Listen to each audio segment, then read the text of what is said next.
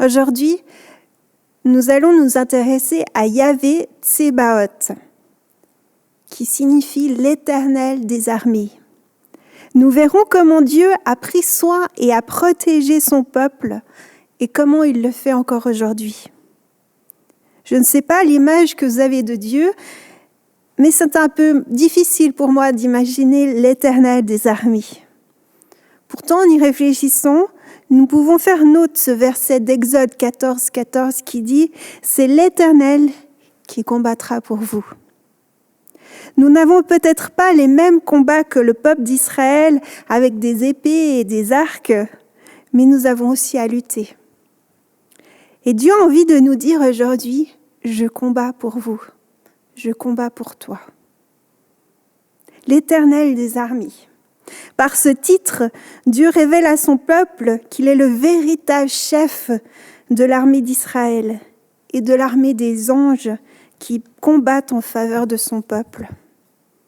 Nous voyons à de nombreuses occasions l'Éternel des armées qui combat à côté ou même à la place du peuple d'Israël. Nous voyons de nombreux exemples au fil de l'histoire du peuple d'Israël.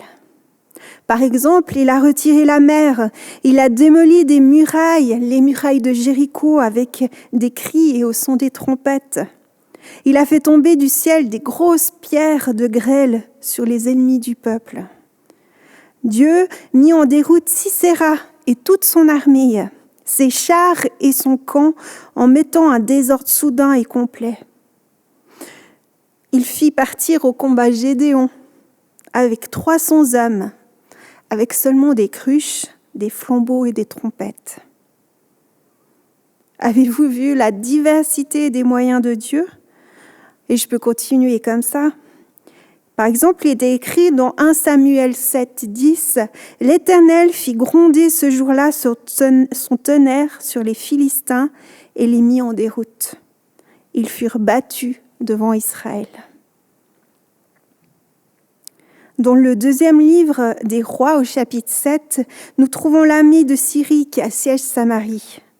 Contre toute attente, des lépreux qui n'ont plus rien à perdre se rendent au camp des Syriens. Et ô surprise, n'y trouvent personne. Que s'est-il passé ?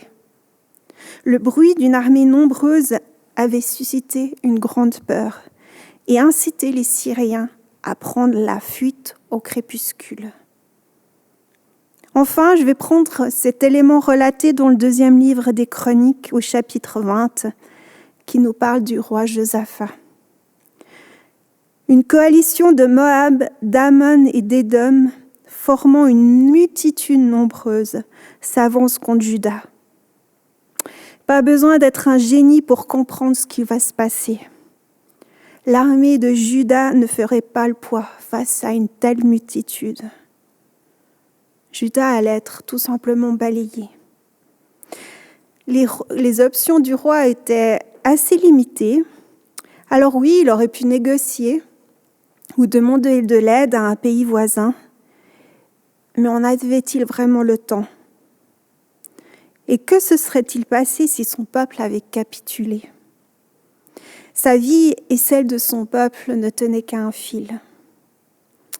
Alors il n'avait pas vraiment énormément d'options, ce qui est parfois une bonne chose. Josaphat décide de faire confiance à Dieu et réunit tout son peuple pour un jeûne. Là, il adresse une prière à Dieu pour plaider leur cause. Cette prière, on la trouve dans 2 Chroniques 20, les versets 6 à 12. J'aimerais vous encourager à la lire. Cette prière qui se termine par « Nous sommes sans force devant cette foule nombreuse qui vient nous attaquer et nous ne savons que faire. Mais nos yeux sont sur toi. » Josaphat s'est mis totalement sous la protection de Dieu. Dieu a répondu de manière spectaculaire à la prière pleine de foi de Josaphat. Il a semé le désordre dans le camp ennemi au point qu'ils se sont entretués jusqu'au dernier soldat. Quand le peuple est arrivé, il n'y avait plus un homme en vie. Dieu nous parle encore aujourd'hui au travers de cette histoire. Il nous rappelle au verset 15, « N'ayez pas peur et ne vous laissez pas effrayer devant cette foule nombreuse, car ce ne sera pas vous qui combattez, ce sera Dieu. » Bien sûr, on trouve aussi dans l'Ancien Testament des récits beaucoup moins glorieux entre l'Éternel des armées et le peuple d'Israël. Défaite, déroute, soumission à l'adversaire, exil, destruction. Mais à quoi sont dus ces événements? Et ne devraient en tout cas pas remettre en question la toute-puissance de l'Éternel des armées. On trouve plutôt la réponse au sein du peuple, comme son incrédulité, sa désobéissance, sa volonté propre, son idolâtrie, sa suffisance. Comment est-ce que tous ces exemples nous parlent? Comment est-ce qu'ils te parlent ce matin? Comment est le Dieu en qui nous croyons?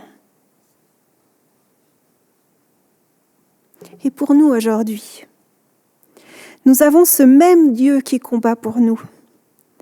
L'Éternel des armées est peu courant pour nous. Nous avons plutôt l'habitude de parler du Dieu de la paix de Dieu. On ne trouve du reste, à part deux exceptions, ce nom dans le Nouveau Testament. Jésus est venu nous apporter la paix au-delà des circonstances. Pendant sa vie ici, Jésus nous a donné un exemple à suivre, un exemple d'amour et de non-violence. Pourtant, ses contemporains auraient bien voulu qu'il prenne les armes, mais il n'était pas là pour ça. Il a aussi eu ses combats, comme dans le jardin de Gethsémani, avant d'être arrêté. Et nous le voyons lors de son arrestation, quand il dit « Penses-tu que je ne puisse pas faire appel à mon Père, qui me donnerait à l'instant plus de 12 légions d'anges ?» Cette parole, il a dit à l'homme qui a sorti son épée pour empêcher son arrestation. Jésus aurait très bien pu échapper à tout cela, mais Dieu l'a envoyé sur la terre pour remporter la plus grande des victoires, la victoire sur la mort et le péché.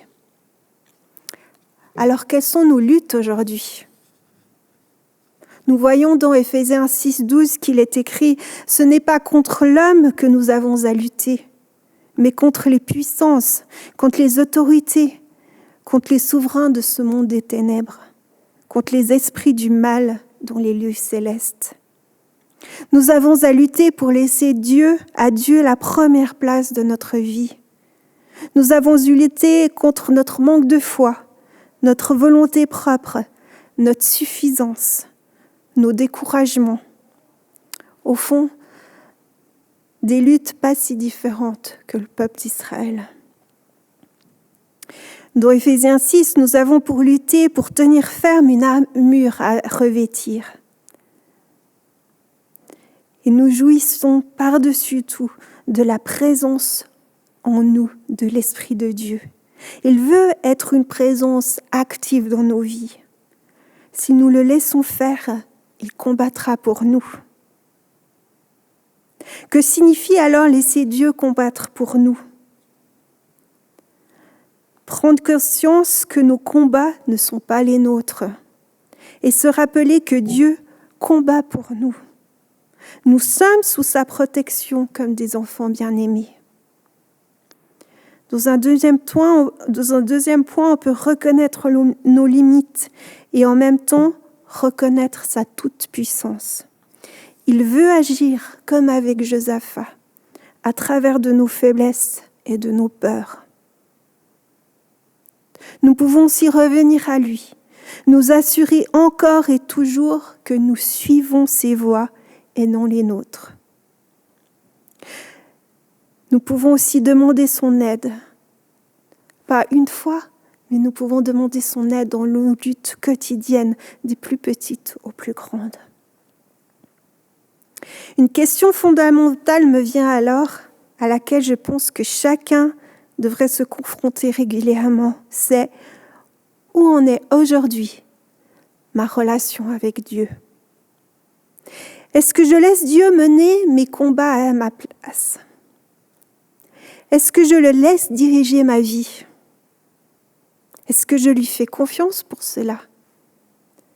Ou est-ce que je me laisse détourner de lui? Où en est ma relation avec lui aujourd'hui? Est-ce qu'il a la première place dans ma vie? Est-ce qu'il a la première place dans ta vie? Si ce n'est pas le cas en ce moment, Dieu nous attend. Il ouvre ses bras pour nous accueillir tout à nouveau. En conclusion, je lirai cette parole de Jésus dans Jean 10, 29, qui dit « Mon Père qui me les a donnés, en parlant des brebis, est plus grand que tous, et personne ne peut les arracher à la main de mon Père. De même qu'un berger protège son troupeau, de même Jésus protège son peuple. Nous avons à lutter, mais rien ni personne ne peut nous séparer de Dieu et de la vie éternelle avec lui. Choisissons de suivre Jésus. Il a remporté la plus belle des victoires. Nous n'avons pas à avoir peur. Mais j'aimerais nous encourager à nous réjouir d'être dans sa main. Amen.